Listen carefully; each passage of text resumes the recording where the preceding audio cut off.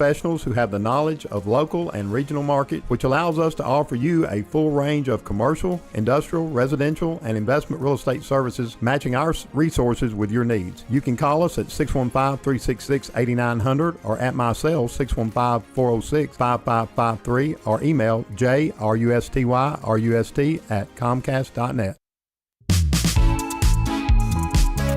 AFFI is Middle Tennessee's premier choice for pest, wildlife, and moisture control. They specialize in those difficult and unique cases. You can reach them by phone at 615-300-2395. That's 615-300-2395. Or stop in at 200 Glenrose Lane in Smyrna.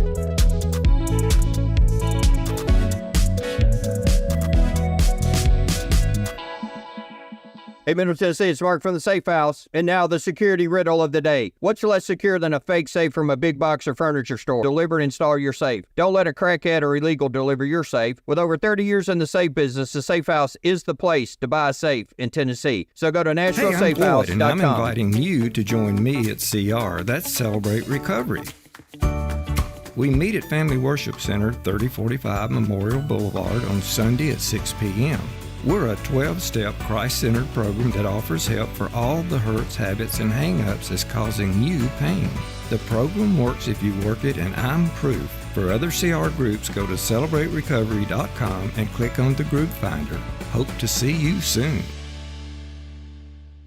Hey, I'm Floyd, and I'm inviting you to join me at CR. That's Celebrate Recovery. We meet at Family Worship Center, 3045 Memorial Boulevard on Sunday at 6 p.m. We're a 12-step Christ-centered program that offers help for all the hurts, habits, and hang-ups that's causing you pain. The program works if you work it, and I'm proof. For other CR groups, go to CelebrateRecovery.com and click on the group finder. Hope to see you soon.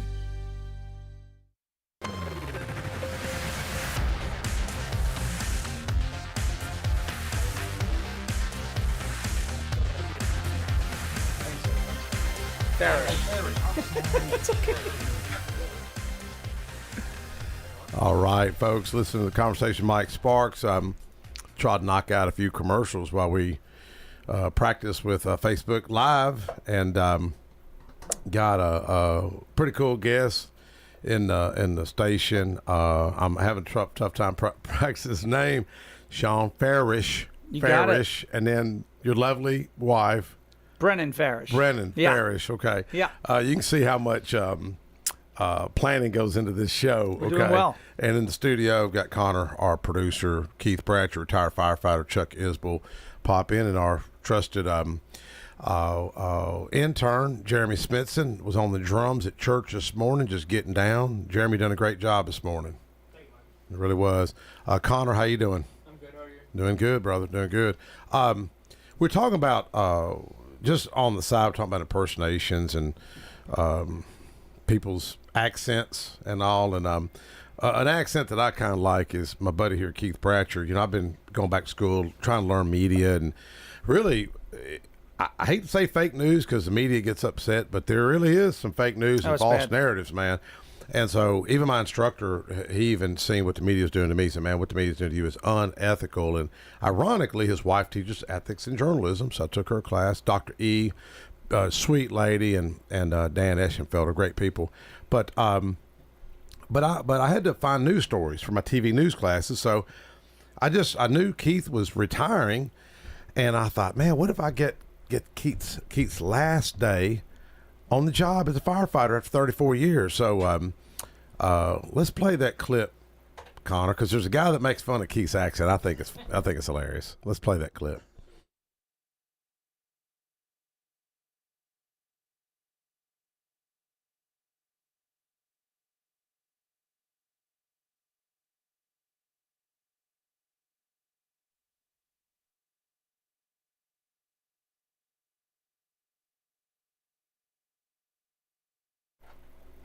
Can you scroll to the end where you see Keith and the other firemen with him? Yeah, just scroll through that, cut through all the earlier part.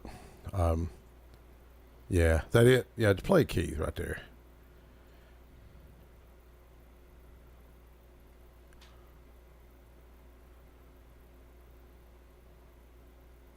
Is it going to come on? So, Keith, what's it like being a 34-year fireman? Well, I tell you, I mean, I enjoyed my career there, no doubt about it. Of course, that was in 18 when I retired, but hey, I love my job. Yeah. Yeah, I mean, there's a lot of times people get up in the mornings and stuff like, man, I got to go into this place, but I can honestly say the 34 years I was there, Right. yeah, man, Yeah. I never regretted, man, I was always up ready. Now, who's the boy? Who's the guy that makes fun of your accent here? Yeah, Dwayne O'Donnell. Dwayne O'Donnell? Yeah. You get along with him? Absolutely. You're not He was, mad at him or nothing? Oh, no, great firefighter. Con, is it going to come up? I've checked the volume on the video as well as the computer. They're both on and not muted. It's not going to play. Not playing. I just I was happy to get your last day on the job, Keith, and after 34 years, I just thought it was hilarious the way that guy does your accent. Maybe I can get it to play on my. I'm happy with it. Give me about 60 to 120 seconds. I can get. Okay, all right. I can convert it to MP3. Okay, well let's go over here to Mr. Rashesh. Sean, how do you say it? Man, I can't say now it. he last is going to name, get me dude. off the airplanes with I'm that name. You sorry, see man. that? Yeah, well, Ferris, yeah, we there were you go. talking about that at break, man. Yeah. I just thought that was funny. While he's setting this up, Sean, appreciate you calling last week, man. That wasn't me. I'm just kidding. That was me Hey. for everybody. Yeah, that was me. Yeah. So many people, I mean, literally thought Fooled. that Donald Trump called in. Yeah. I mean, it happens. I did this to scammers sometimes. You get the calls. I'm going to sell you a car warranty for a car you don't drive. That gets Trump immediately. What do you Yeah. mean you're selling me a car? You're not.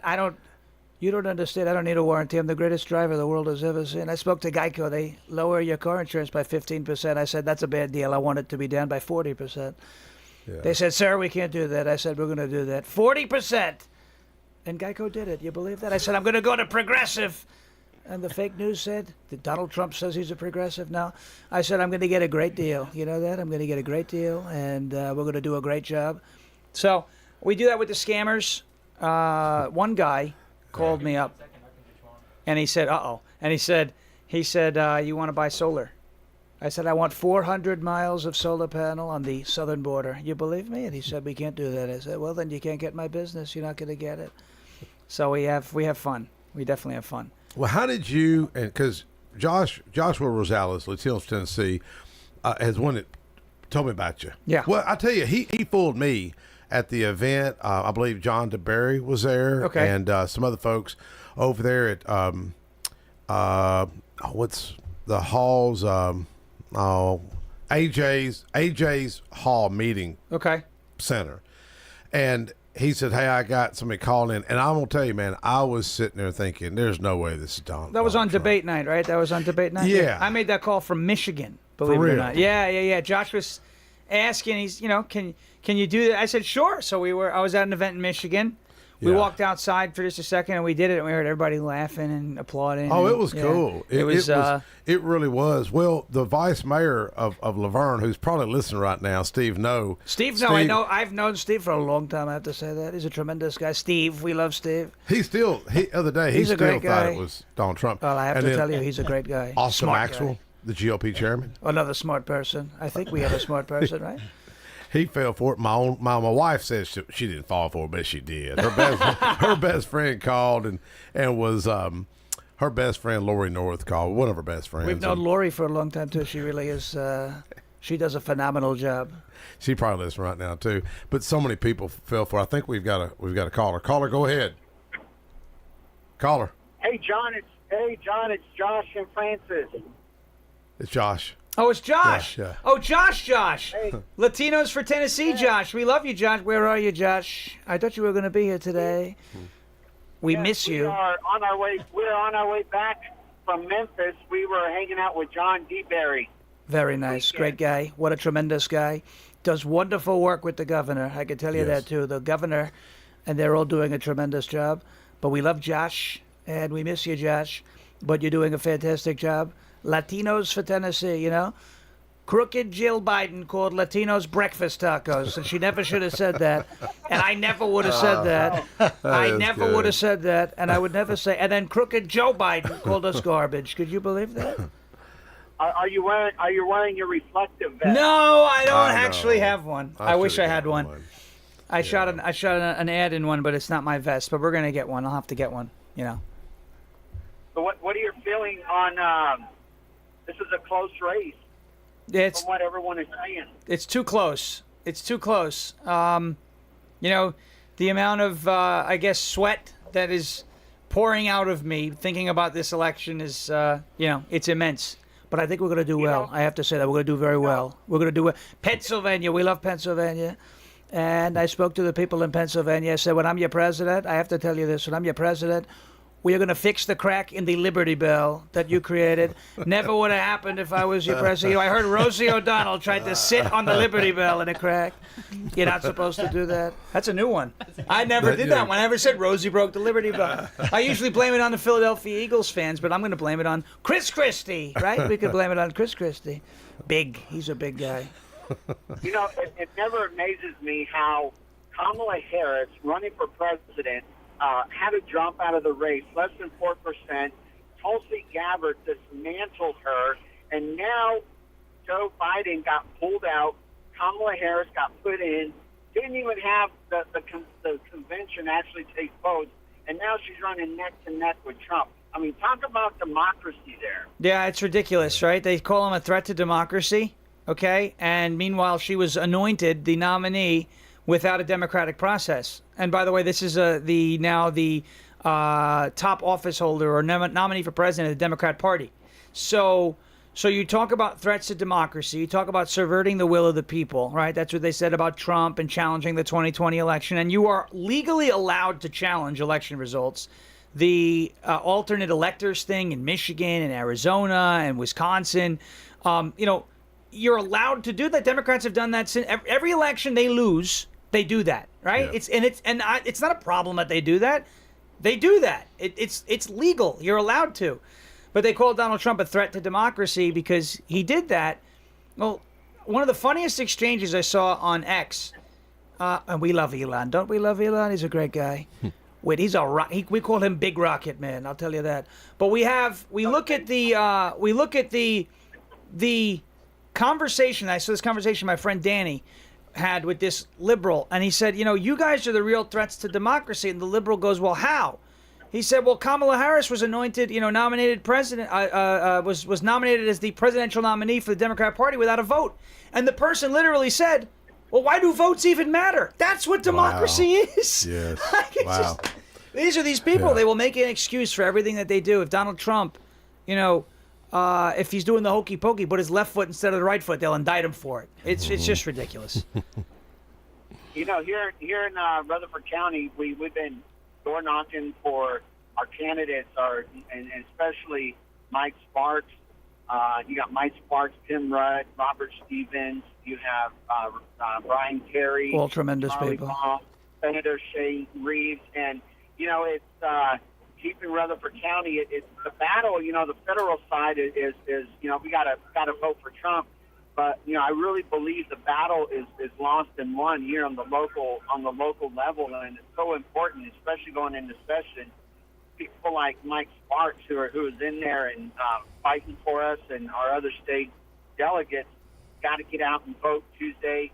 Especially got to vote Mike Sparks, and got to keep the fight going. I agree with you. Local is the most important thing, right? When I was on Long Island, we did that a lot. We flipped lots of school board seats. We got county legislators elected. We flipped Nassau County's the county executive. We flipped that seat from Democrat to Republican on the waves and on the backs of school mothers, parents, really, not just moms, who were upset with mask mandates and vaccine mandates and the DEI making its way into the curriculum. And things got better. Things got a lot better for Nassau County, which is the western county of Long Island. So you're right. You know, everyone wants to talk about Trump, and the president matters. But the folks who have the greatest impact on your life are your local reps. I mean, straight down to your school board, right? because something's wrong with, if something goes wrong in your school, your kid brings home some book with really bad imagery in it. You can tell Donald Trump about it all he wants. He can't fix that problem. He's not allowed to. He's holding federal office. It's up to your local office holders to do that. And a lot of people feel like, well, I'll just vote for the president. The president's like my king, and he'll make everything better. Well, on the federal side, sure. But on the local side, he can't do it. And by the way, he shouldn't be able to do it. The president should not be able to dictate to the local jurisdictions what should happen. So you're right. Locally is the best way to make a difference and protect yourselves. Josh, where y'all at right now on I-40? Yes. I think we're I-40, Francis? Yes. Yes. Yeah.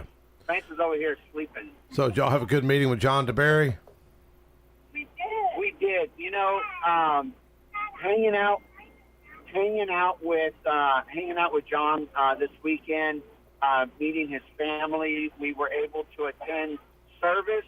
The service was beautiful. I've never attended a Church of Christ church, but the hymnals that they sung were the old hymnals. This brings me to a topic of songs. We have a lot of contemporary songs, but there's nothing like these hymnals that have been birthed out of something like Amazing Grace. Yep. A slave ship or former slave ship captain John Newton. Mm-hmm. Yeah. People. I think the hymnals are. A lot of people they're losing the hymnals. So yep, you're right. Great to hear them singing those hymnals without any music, the hymns. And I closed my eyes for a little bit just to hear everyone singing these hymnals, and it was hymns, and it was just an amazing time, and that is really good. John DeBerry is just an icon, Mike. You know that. Yeah. I mean, I sit there, I look at him, and I'm just like, I can't even believe I'm sitting here with him, Well, I was telling you, Josh, I was impressed with Sean last week because, me and you never prepped anything. No. I mean, and I started asking you, kind of mentioned some, and you knew it. And I was like, well, because I thought, well, I'm going to throw you off your game. And Josh said, no, Never man. happened, by the way. He said he knows. It doesn't happen. Nobody does that. I can tell you that. And it was, but you knew it all. And speaking of threat to democracy, well, speaking of threat to democracy, a lot of people don't know what the Democrat Party done to John DeBerry. They literally, here's a black lawmaker now. NAACP was silent. ACLU was silent. No surprise. He was a 26-year lawmaker, represented Memphis, Shelby County voters, predominantly African American. March with Dr. King was at the mountaintop speech the night before Dr. King was assassinated, and they took him off the ballot because they couldn't beat him in the election. They'd take him off the ballot. And the media, I've got him on, the media won't tell you about this. I've got Terica, a young lady that's helping me, a young African-American from Memphis, and she got to meet with John of the day at that governor's faith prayer event we were at in the governor's conference room this week. And shout out to Mark Lewis who came with me, and Tom Du Bois who helped organize it. But Terica's got him on camera now. We're videoing him in his office. And I said, John, has any journalist covered your story being the first African-American to hold an office, on the first floor of the state capitol in the history of our government? He goes, oh, no, Mike, you're the only one that's really ever talked to him about it. And Terica, here she is, 24. She looked at me like, wow. And I said, Terica, I've been telling you this stuff. You can't believe everything in the media. If it doesn't play their narrative, if it doesn't play that card, that's right, then they're not going to talk about it. But that's why I was impressed with you, Sean. You knew about it. Well, I talk to people, I talk to folks like us all the time. We've had we've networked with a bunch of folks from our county where we live, Murray County. We've been out to Rutherford a time or two. We've been in Williamson a bunch. We moved to Tennessee and Davidson, and we talk to folks, and and I want to know, I came from New York. I came from being I would say a pretty high profile activist in New York, and in that activism, I realized that, there's a lot more than just the federal races or those Senate races or House of Representatives, but locally it matters, when I was going down to see Brennan in Florida, it was in, early 2022, there were still a lot of restrictions in New York, and I would get off the plane in Florida and it was freedom, right? Yeah. Well, that's because Governor DeSantis shielded his people from that overreaching federal government. And that's his job. People don't understand that's what the governor is supposed to be, that buffer between a federal government, an overzealous federal government, to protect the people who elected him. And that's what DeSantis was doing in Florida. So when we moved to Tennessee, I said, well, we need to know what's going on at the state level. All my time in New York, I don't know who my assemblyman was. I have no idea. I met my state senator maybe once or twice. Now it's a little different. We moved to Nashville. That's the capital. So we were able to kind of, be around it a little more. The capital in New York's in Albany, right? So it's in upstate. It's about 4 hours where I lived. It's a little harder to do. Yeah. But knowing your reps and knowing what's going on, I want to know. I don't want to be just kind of walking around in a daze in the supermarket and not know what's going on. When the red flag stuff was happening with the guns, and I wanted to know what was happening, right? And we would have been at those, but we were in Bedminster. But it was... that was, again, I want to know. Yeah. And some people don't want to know. They'd rather not. I don't get involved in politics. You better get involved, because if you don't get involved, it's going to show up on your doorstep. There's a small minority that's heavily involved. Yes. It's like a little rudder moving the whole ship. And it's those people, when you realize it's a very small group of people that's pushing things in a certain direction, and you don't want it to go. With the help of corporate media. Yes. And that's what you just said. They will, you talked about a rudder, right? Like a ship. This small minority, they're the sail, but it's the corporate media. They're the one blowing. Those are the trade winds that are pushing that ship. Yep. And that's the biggest problem. I mean, it's if my late father. John. Well, go ahead, Josh. Hey, Mike and Sean. It's crazy because I'm hearing Francis and I are hearing stories. We've heard about 2 or 3 stories. A good friend of mine who voted Democrat her whole life. She gave me a call the other day. And she said, Josh, I'm very nervous. I'm going in here. I'm voting Republican for the first time.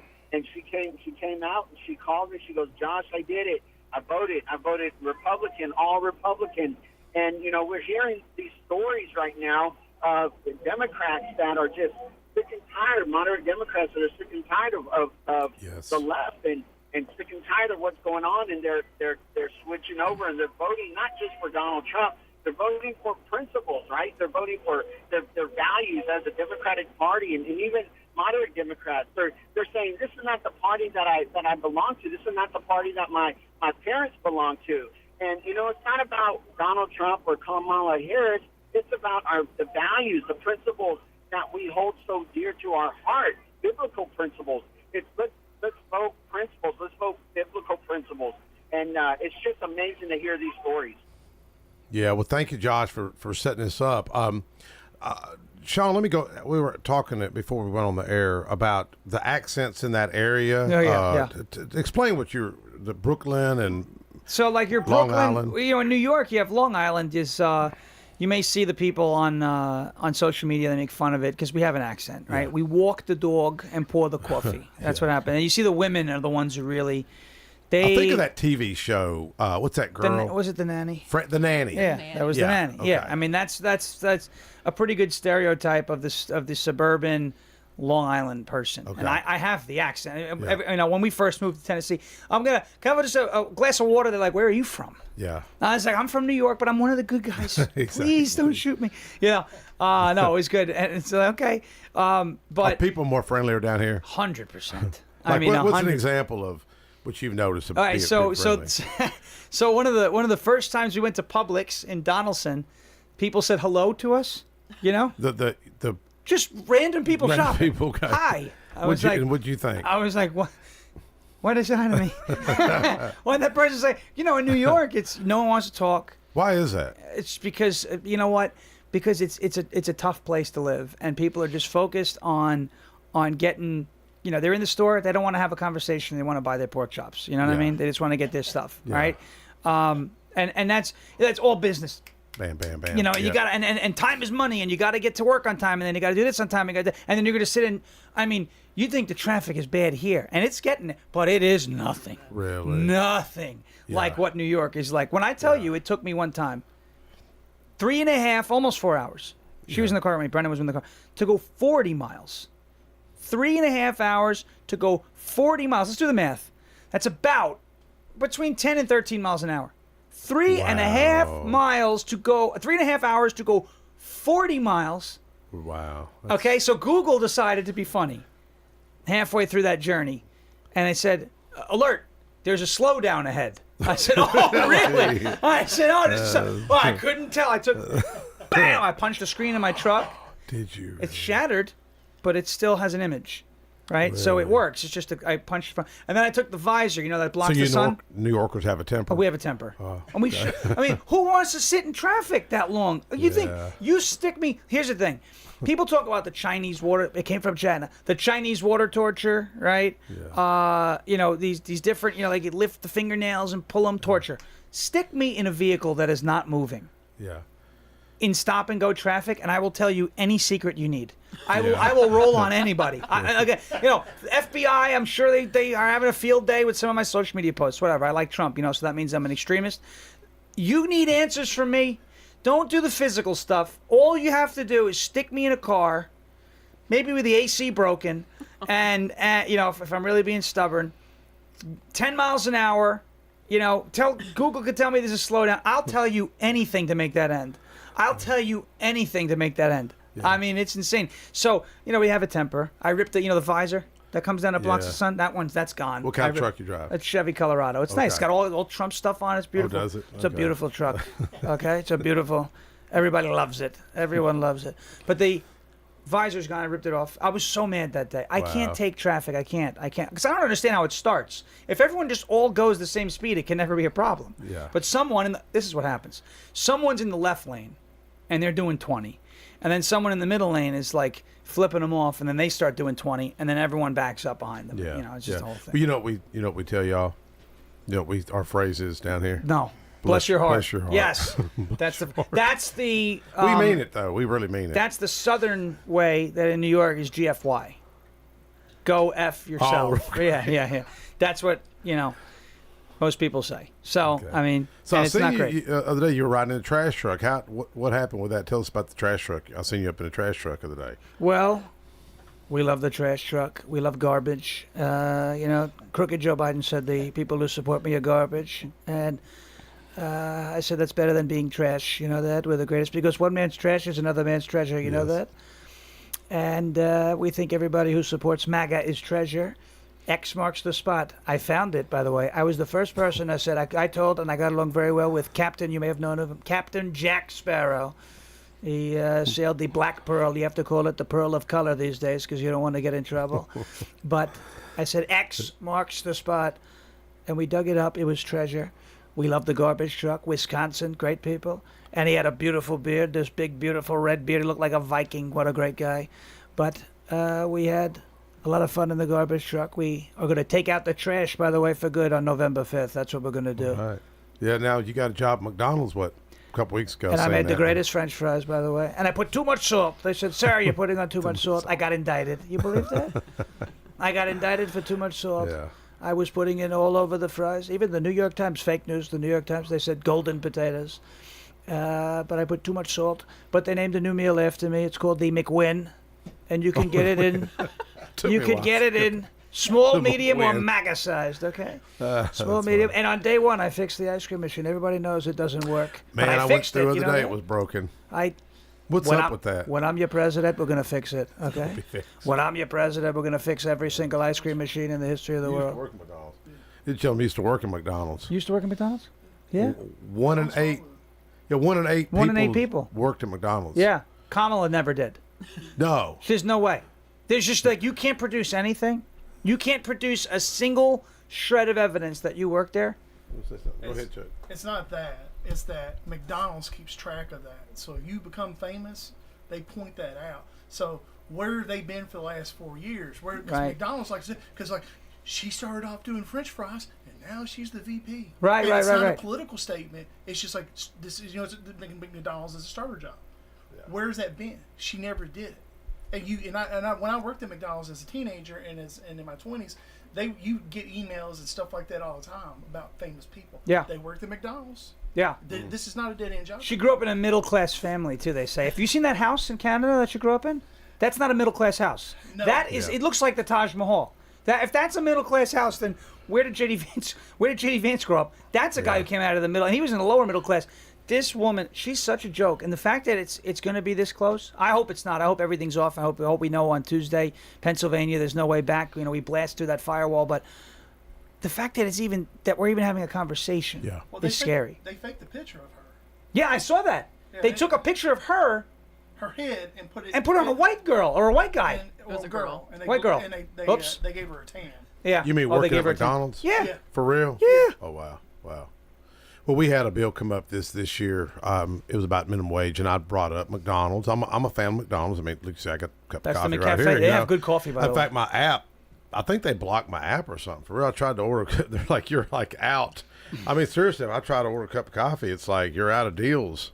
I think they've kind of. I've never had a deal. I mean, I wrote a book about it, Mike. I call it Art of the Deal. You know that? You didn't get the McWin. Look, all right. You didn't get the McWin. He's McLosing right now. That's I'm going to do use deal.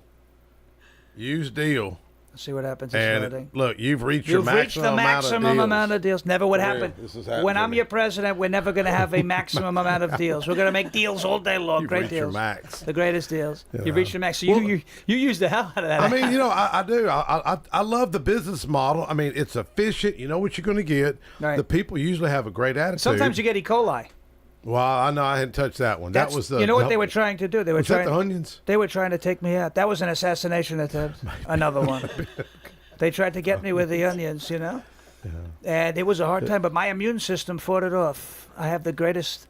They call them white blood cells. These are the bad blood cells now because everything white is bad.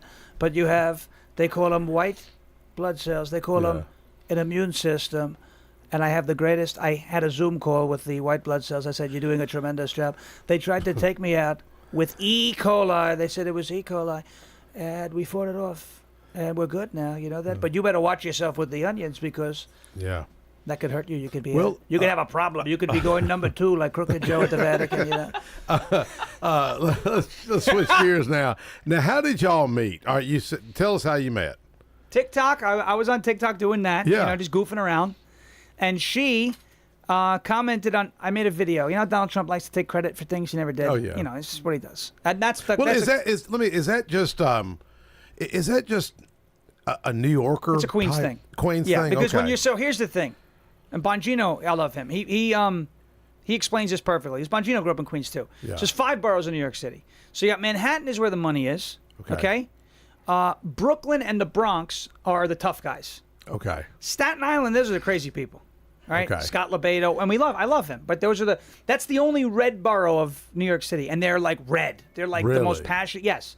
And then there's Queens. Yeah. So Queens is not the richest, not the toughest, not the craziest, so they have to overcompensate a little bit, right? They have to talk about it a little more.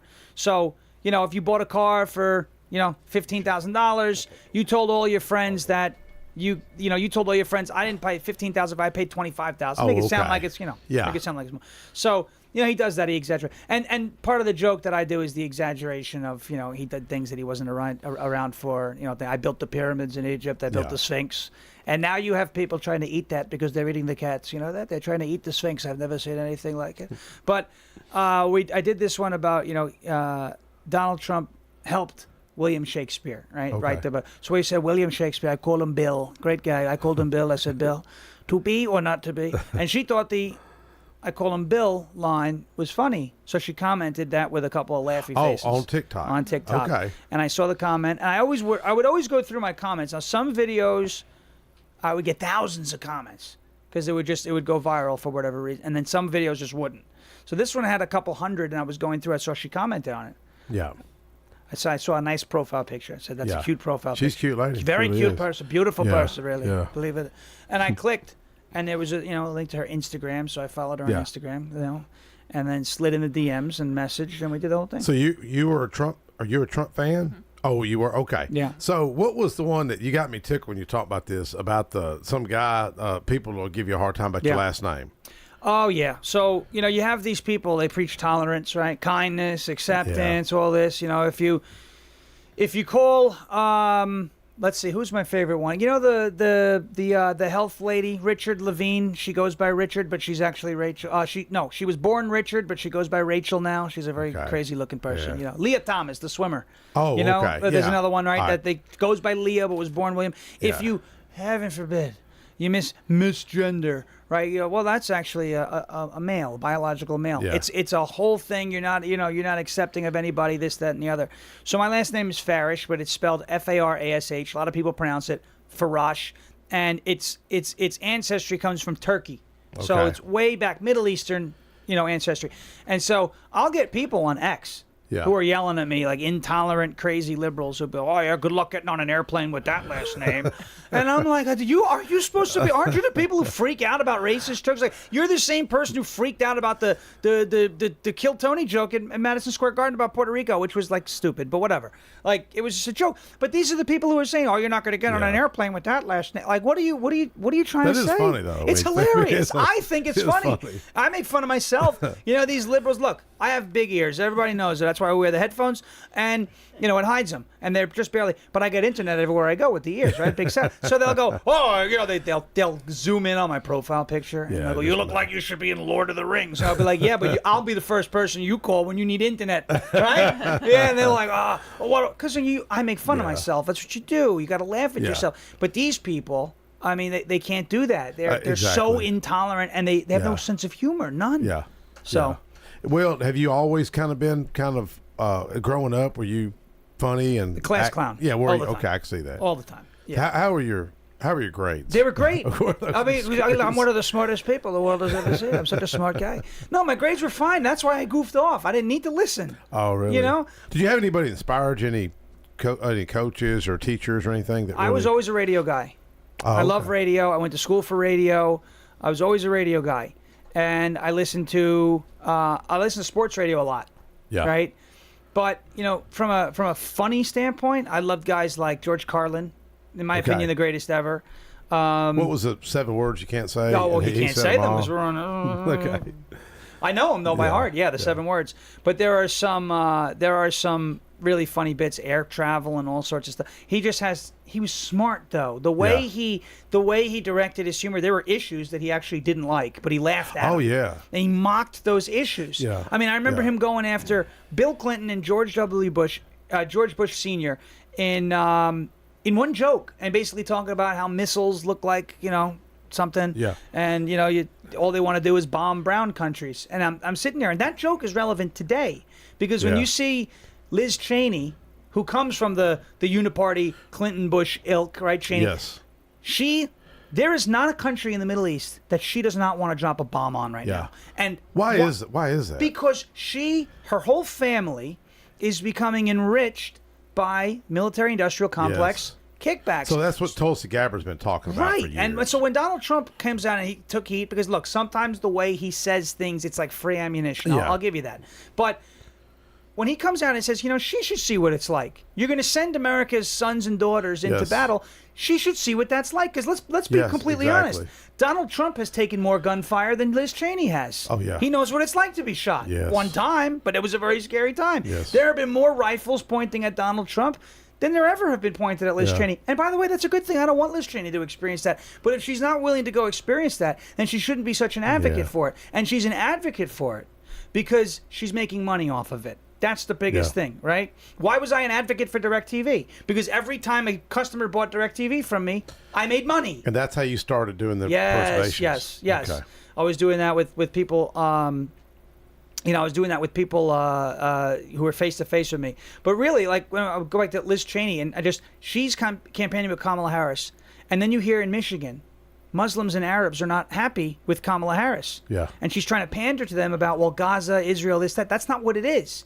You are walking around extolling the virtues of a woman who wants to bomb the countries where these people have family. And she doesn't get that. Because Harris doesn't see the bigger picture, right? She sees, let's win this race, and Liz Cheney's a Republican, and she's thinking DEI, right?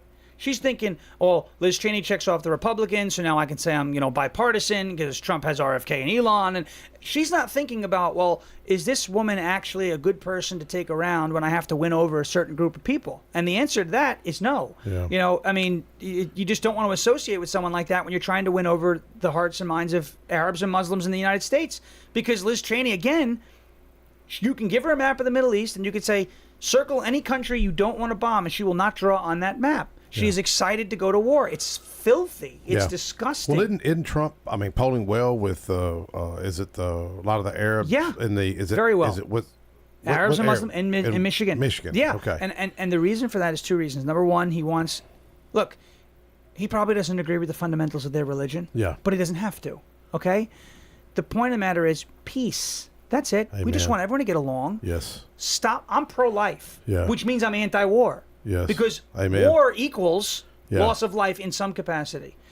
I don't want to go to war. I don't want to go to war with anybody. Now, if you come into our country and start shooting, we have only one recourse. Yes. We got to hold you accountable. But I'm anti-war. I'm pro-life. It lines up, right? Trump is also, and you think about this, and we experienced this on Long Island. There was a gentleman running for local office, came very close. He's running again. Actually, just got called by somebody trying to find out if I was going to vote for him, even though they didn't realize I moved out of state. But he was a Muslim gentleman. Yeah. And the reason why he decided to run as a Republican versus a Democrat is because his 5-year-old son came home from kindergarten and said, "Daddy, I think I'm a girl." Wow. And you can't do that in a Muslim household. Wow. And when Donald Trump comes out and says we're going to keep men out of women's sports and we're going to get the transgender ideology and insanity out of the schools, Muslims go, good. Exactly. Because they don't want their kids learning. They're not allowed to think that way. Wow, exactly. Let's take a quick break, Connor. We'll be right back. My wife and I enjoy going by Yard Sale Inc. We usually go to both locations, the one in Smyrna as well as the one in Murfreesboro. A lot of times on Saturday mornings we stop by, and their inventory changes weekly, so you never know what you're going to see, and it's mostly open box. The name fits it. It's exactly that. It's a yard sale. If you don't totally agree with the price, the staff is always friendly and nice and willing to work with you. That's the Yard Sale store in Smyrna at 111 Enon Springs Road West, in Murfreesboro at 204 South Front Street, and online at bestdealintown.com. Hi, this is Allie Dowenhauer with Isaiah 117 House. Isaiah 117 House provides physical and emotional support for children awaiting foster care placement here in Rutherford County. We are changing the way foster care begins, and those kiddos are brought to our house to hang out and wait for a foster family, and they're given everything they need. We support foster children, DCS, and foster families here in Rutherford County. Visit us at www.isaiah117house.com or visit our Facebook page, Isaiah 117 House, Rutherford County. When I say VFW, you probably have some visions of a smoke-filled bar with a bunch of old-timers eyeballing you. Well, the Stones River VFW is doing things different. No smoke-filled rooms, no turning prospective members away, and a strong emphasis on camaraderie and community. We believe in instilling our American values in our young people through numerous programs such as Voice of Democracy, Patriots Pen, Scout of the Year, and VFW Teacher of the Year. Stones River Post intends on becoming a driving force to help, aid, and assist wartime veterans. So if you're one of those veterans with a campaign medal and you want that sense of purpose that you've been missing, then give our recruiter, Andrew Farr, a call at 615-490-5715. Hey, I'm Floyd, and I'm inviting you to join me at CR. That's Celebrate Recovery. We meet at Family Worship Center, 3045 Memorial Boulevard on Sunday at 6 p.m. We're a 12-step Christ-centered program that offers help for all the hurts, habits, and hang-ups that's causing you pain. The program works if you work it, and I'm proof. For other CR groups, go to CelebrateRecovery.com and click on the group finder. Hope to see you soon. Hey, I'm Floyd, and I'm inviting you to join me at CR. That's Celebrate Recovery. We meet at Family Worship Center, 3045 Memorial Boulevard on Sunday at 6 p.m. We're a 12-step Christ-centered program that offers help for all the hurts, habits, and hang-ups that's causing you pain. The program works if you work it, and I'm proof. For other CR groups, go to CelebrateRecovery.com and click on the group finder. Hope to see you soon.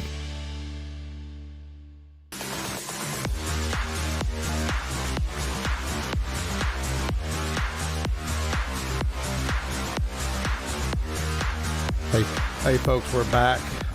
Wanted to play this clip from my buddy Keith Bratcher. His last day on the job. This was a TV news story. I had to do something for my class. This was 6 years ago, Keith. Yeah, and Keith, as you can tell, has got a country country boy accent. Here's a little clip. I'm just going to play it. We're having a little technical difficulties here to play it with my phone. It's like I said, it's kind of mixed feeling, man. All right, do your imitation now. Come on now, let's see your imitation. They said, man, I got 34 years is long enough. Now, who was that did that, Keith? Dwayne O'Donnell. Dwayne O'Donnell. Yeah. Man, there's some good firemen over Is he related to Rosie O'Donnell? We hope not, right? I don't think so. Yeah, anyways, that was really a touching story, to listen to them. And then listen to their stories about, post-traumatic stress and stuff among firefighters. I didn't know this till I got to meet with you guys years ago. A firefighter's more likely to die by suicide than in the line of duty. And that just really shook me when I'd heard those stats, And but anyways, I wanted to play that clip. Sean, going back what you were talking about, the Muslim gentleman taking his child out of school. Let's start back with that. Yeah, well, he I don't think he took him. I'm not sure if he took him out, but he ran for office because that was happening. Okay. And said we got to change something. And he found out, it's just a systemic thing in New York where, DEI it emerged in 2021. But how is this creeping in like that? You have people in places of power that are implementing. It used to be called critical race theory. That was the term, and they had to rebrand it into something that didn't sound so scary. So they went with diversity, equity, and inclusion. Because if you come out against it, you're like, well, you don't want a diverse school. You want white people only. No, I would love a diverse school, but your version of diversity and equity and you're including things that shouldn't be included in the curriculum, like porn and things like exactly. that. There was a young lady that I know that shared that same experience. I really, it was hard for me to believe. Her son, I think, was second grade. She now homeschools the young boy, and it was about, are you sure you don't want to be a girl? That sort of thing. And then I was at an event. Well, Josh Rosales helped put it together. It was in Nashville, and it was a very diverse crowd. It was folks some were Hindus, some were from Gandhi, some were from Ethiopia, some of them were from South Sudan, and the sweetest folks, just very humble. And a gentleman stood up and was saying the same thing, and because like you had to sign off on something. Well, he didn't really understand. He had somebody interpret it, and they were shocked, and that was others started saying, yes, this was happening. That was the metro school system. So it is hard to believe those things are that even exist today. It's hard to believe, but at the same time, once you find out that it is, like there was a story on Long Island. I kid you not, because you're allowed to identify as anything under the sun, which at some point we have to draw a line and just be like, hey, we need to. This is getting a little crazy. So a child identified as a cat. Yeah. And they put litter boxes in the classroom. That's a true story, right? It's a true story. Okay. Well, didn't some journalists try to debunk that? Because here's the problem. You're not I don't want, because these are children, right? Yeah. And you don't want to be harsh, but like someone's got to find the guts. Yeah. To tell the child, you're not a cat. Exactly. Right? It sounds funny, but it's not. It's actually not. It's tragic because this child has been influenced so much by that form of education that he or she, I forget, believes that he's not a human being. Yeah. You think we just had another suicide at Tennessee Tech, I believe it was Friday, and then we had a suicide at MTSU Monday, I believe it was Monday. A student jumped off the 4-story inside the library. It's just heartbreaking. Then last year we had suicide on campus, but we've got we were going to do it this month, but we weren't able to get organized. We've got an event we're doing December 9th at Motlow with the Chancellor of Education about mental health, and this was planned before these other 2 suicides. But you think if that child is dealing with that now, what are they going to deal with 3rd, 4th grade, 5th grade when they become an adult? Yeah.